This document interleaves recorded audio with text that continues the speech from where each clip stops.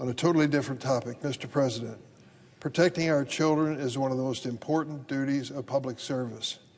When families send their kids to school or let them play outside or allow them to go online, they should be confident that the kids are safe.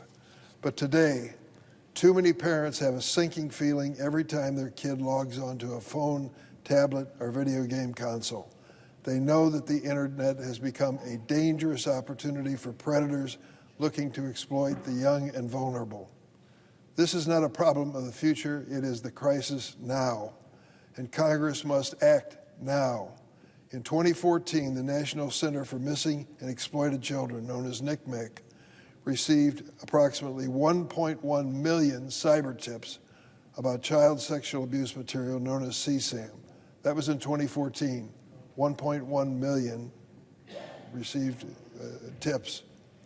By 2023, less than 10 years later, the number of cyber tips had exploded from 1.1 million to 36.2 million. Over 36 million reports in a single year. Each one of these reports represents a child being harmed, exploited, or degraded. It is sickening and shows the sheer magnitude of the crisis. As I have learned more about the horrors of online child sexual exploitation, I've made it my mission in the Senate Judiciary Committee to do something about it.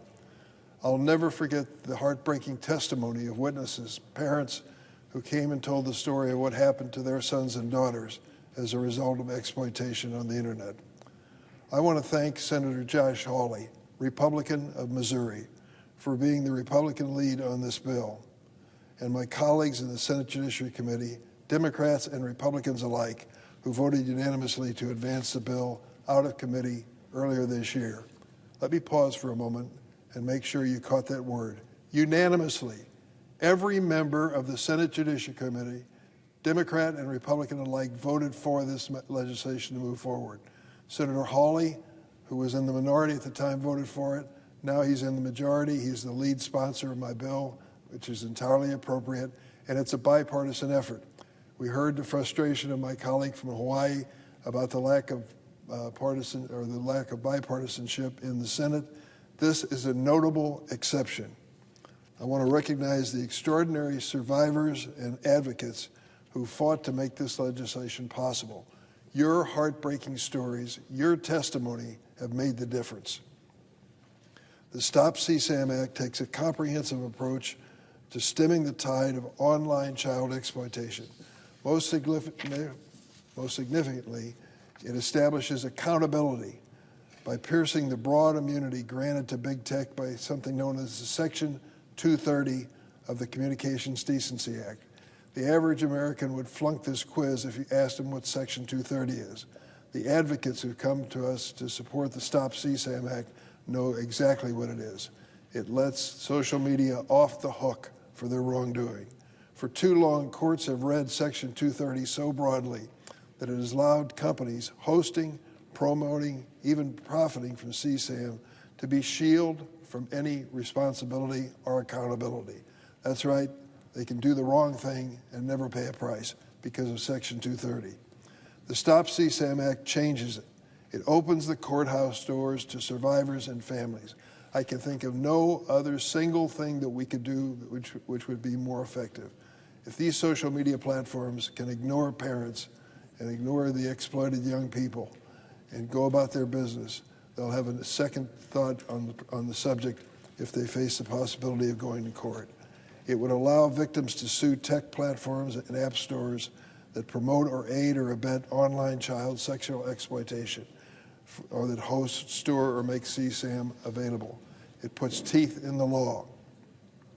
In addition to accountability, Stop CSAM forces transparency on big tech. For years, big tech has operated in secrecy, telling parents, policymakers, and even their own users just to trust us. But as whistleblowers and lawsuits have shown, that trust is misplaced. The Stop CSAM Act requires the largest technology companies to submit annual reports describing their efforts to combat child sexual exploitation on their platforms. Is that too much to ask? I don't think so. We've all seen the headlines. Meta's own internal research showed harm to children on Instagram and in virtual reality spaces. AI platforms like ChatGPT, Character AI, and OpenAI are facing lawsuits for failing to prevent harmful, even deadly conversations with minors. Mr. President, this is a serious matter. The new school year has started.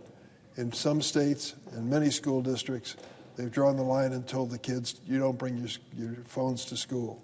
You're going to be students here. You're going to talk to one another instead of texting, and you're going to look at the teacher and the board and what's before you, as opposed to your phone night in and night out.